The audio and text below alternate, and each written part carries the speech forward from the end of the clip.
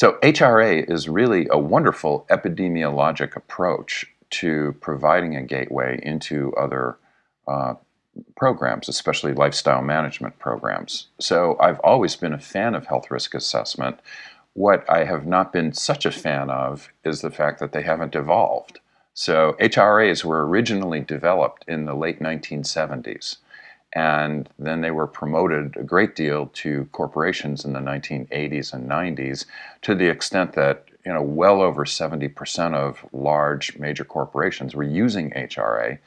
And that's great. It's a good baseline tool. It helps the company better understand their employees. And at the same time, ideally, it can help open the door. It can be a gateway, as you say, to lifestyle management. What I'm not a fan of, though, is that the HRA has really provided this simple information based on populations, mollifying the risk down to an individual. In other words, we know that some cigarette smokers are going to die early. Some cigarette smokers are going to live, a normal life. We don't know which ones, but we mollify the risk down to an average risk, so that cigarette smoker, we may tell them, well, you're going to die 3 years earlier or 4 years earlier. Now, 3 or 4 years earlier from what? Maybe when you're 80, you're going to die when you're 75? Is that really a motivator to people? It's not. So this kind of risk assessment, to me, is not going to be all that motivating. And even in the 1980s, we ran a trial taking a look at standard health risk assessment, and then we had added behavioral assessments as well. And we found that the health risk assessment did nothing over and above a control condition. Adding a behavioral assessment really did help. So I guess I would just look at this field and ask, do we really need a traditional 1970s HRA? What's happened to your phone? Well, it used to be a dial phone in the 1970s. Now it's an iPhone or an Android. What happened to accelerometers? Well, in the 1970s, they weighed as much as a small refrigerator that cost $250,000, and they're as large as this table.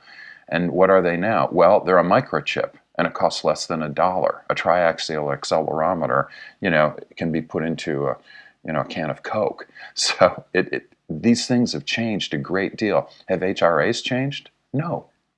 So why not start adding biometrics that could be collected on a daily level, assessments that could be collected on a daily level, some very unobtrusively. So and collecting data just on this regular basis, and then helping forecast some more immediate events other than this long-term risk gauge, which I really don't think makes a lot of sense anymore.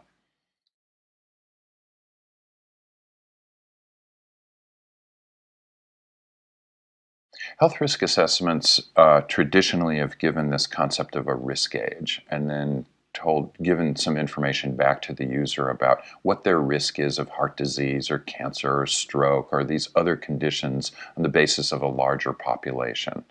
I think that's fine in a general sense. I don't think it's motivating at all. It actually may be demotivating in some ways.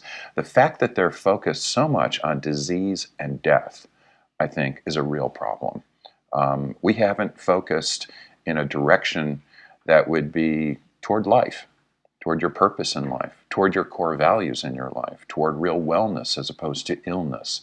So all of these tools that continually focus on the epidemiologic risk of disease and death, we've known have not been that motivating. We really need to change the direction in this. So we need to change the direction motivationally in health risk assessment, in my opinion. We also need to improve the technology, really rev up the technology, because we are really using 1970s technology. And what I mean by technology, it's not just the mechanics of it and the electronics of it, it's also the predictive modeling of it. So we can do so much more now in terms of how to predictively model an individual over time and how to coach that individual over time on the basis of their data as opposed to a bigger population's data. And so I see a tremendous future for HRA. I just think right now we're trying to do surgery with tomahawks.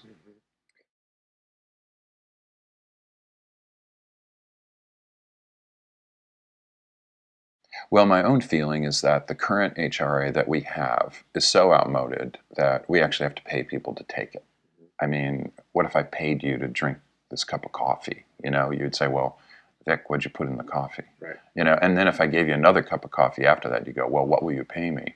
And we're in this very negative vortex where we're all assuming that we have to pay people to take a product that really is intrinsically good for the person. So you have to ask yourself, is it intrinsically good for the person? Is it motivating? Does the person really want to use it? And let's ask that hard question for a second. And if we can finally come up with this answer, no, we have a pretty poor product right now. We need to completely revolutionize what this product is doing.